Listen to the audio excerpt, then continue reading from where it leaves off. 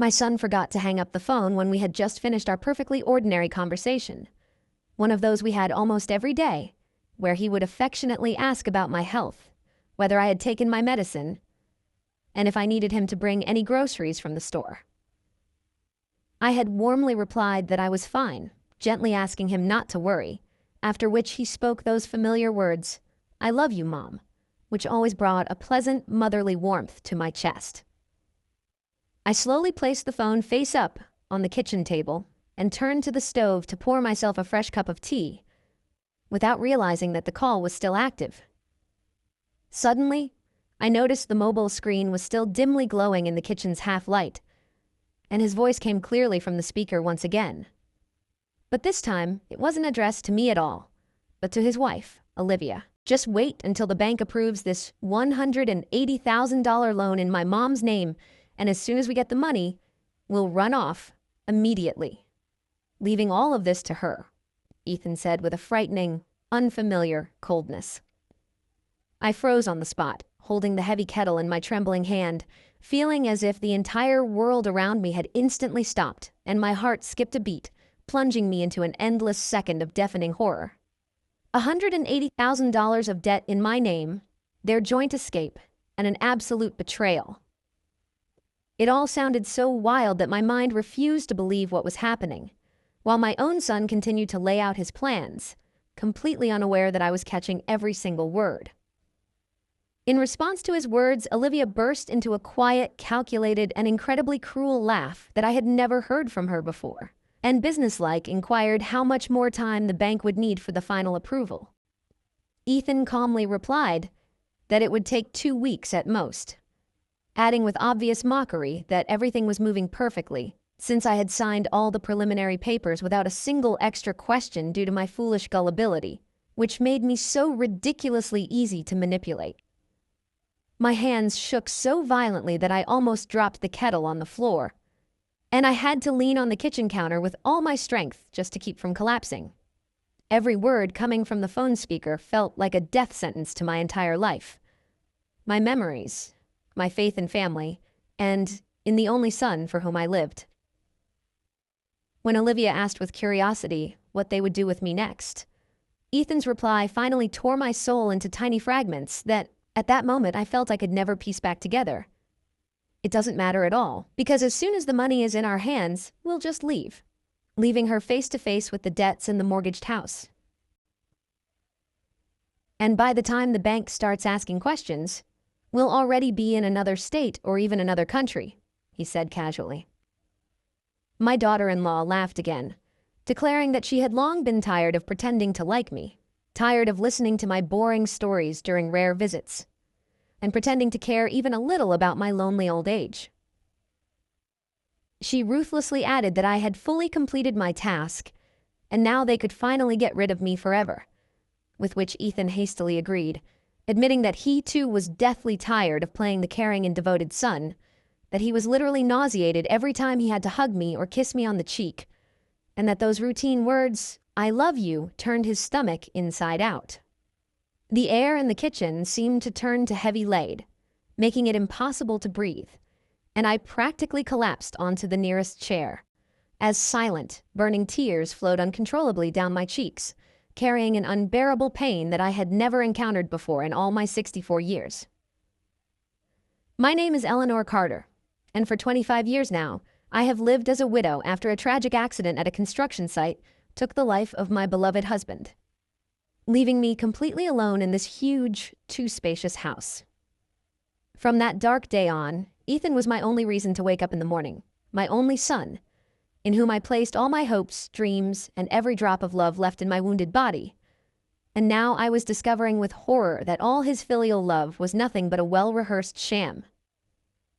I continued to sit motionless and listen to this conversation, because my body was paralyzed. And even though every subsequent word killed me a little more, it was vital for me to find out how deep this betrayal went. Ethan eagerly shared the technical details of their scam with Olivia, telling her how he had skillfully forged my signature on additional bank documents, taking advantage of my personal data, my impeccable credit history, and the title to the house without my knowledge. He boasted that the home equity loan was already in the final approval stage, since he had cynically lied to the bank clerks, telling them that the money was urgently needed for major house repairs and my expensive medical treatment. Those naive clerks believed him on his word, because an elderly woman with a clean reputation never raises suspicion. When Olivia asked if I suspected anything strange, Ethan just laughed contemptuously and replied that I was too naive, foolish, and pathologically in need of attention, clinging to any illusion of love and self-worth, which made me the perfect victim for their plan. His words hurt with their accuracy, because I truly desperately wanted to feel needed and loved by someone in this empty world. But even in my worst nightmare, I could not have imagined that my own child would use this vulnerability as a weapon for my complete destruction. They continued to coldly discuss the practical details of transferring the money to offshore accounts immediately after receiving it, mentioning acquaintances who would help them launder the cash without a trace. And Olivia mentioned that she had already started packing valuables little by little, so their hasty departure wouldn't raise suspicion among the neighbors. My son confidently concluded that in a month or two, they would already be building their new life far from this backwater, and from the burden that I represented to them, while I would be left here, ruined, destroyed, and completely alone in the face of angry lawyers, debt collectors, and bank representatives. When Olivia asked if I could even pay off this debt, Ethan indifferently cut her off, saying that my modest pension payments and tiny savings wouldn't even cover the monthly interest, which meant I would guaranteeably lose the house and end up on the street, or be forced to beg from distant relatives, which didn't bother him in the least. I don't know how long I sat in this ringing emptiness while the phone broadcasted my own death sentence, but at some point, Ethan apparently noticed the glowing screen of his mobile, because a sharp curse rang out in the receiver, followed by the realization that the call was still active, and the immediate dull sound of disconnection. I continued to stare at that phone as if it were a cursed object that had brought me news from hell itself, my hands shaking so violently that I had to clasp my fingers tightly on my knees to try to stop the nervous tremors. Tears choked me. I mourned the mother I had been all these years, those sleepless nights by little Ethan's bed when he was burning with fever, and those grueling years when I worked 2 jobs with no days off to pay for his studies at a prestigious private school and university. I remembered how I had sold all the gold jewelry of my late husband, including a ring with a small emerald, which was my most precious relic, just to buy my son books, nice clothes, and indulge his every whim. Memories flashed before my eyes of how I had given them all my savings for the down payment on their condo, and how during the 8 months of the pandemic, when they both lost their jobs, I had fully supported them on my modest pension, denying myself everything and saving on food so that they wouldn't want for anything. I mourned every hug I thought was genuine, every word of love that turned out to be a cheap performance, and every visit I took as a sign of family care, while they were actually just waiting for the right moment to deliver a crushing blow. Feeling like the most foolish and pathetic woman in the world, I couldn't understand how I could have been so blind as to miss the obvious signs of the impending disaster until the trap had completely snapped shut behind my back. But when the tears ran dry, a completely new feeling was born within this terrifying emptiness inside me. A cold, crystal clear, and unyielding rage. It wasn't the kind of anger that makes people scream or smash furniture in a frenzy. It was the deep, dangerous resolve of a woman who had given everything to the last drop, only to find that her kindness was mistaken for weakness, and her love was taken for foolishness. I wiped away my tears, took a deep, calm breath, and made a firm decision.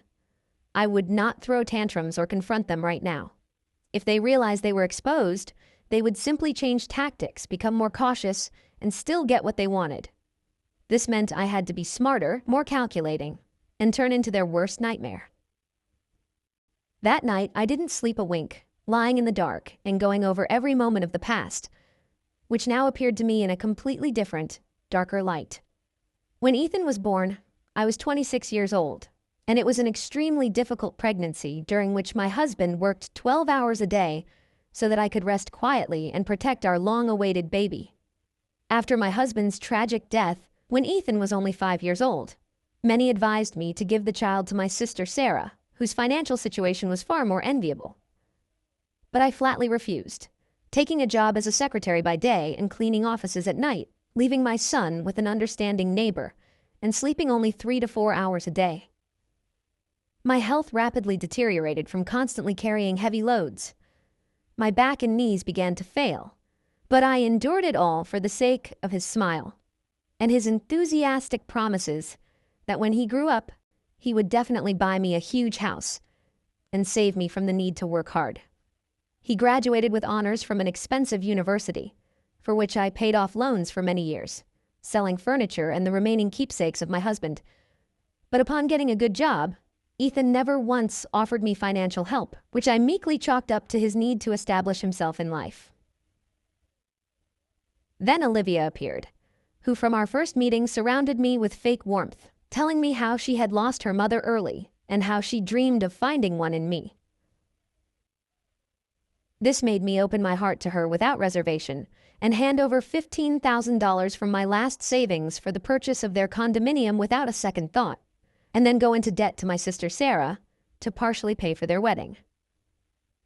During the pandemic, when they moved into my house, taking over the former bedroom of my husband and me, and forcing me to huddle in a tiny room in the back, I fed them without complaint, stopped buying my vital blood pressure medications, and even fainted once in the kitchen.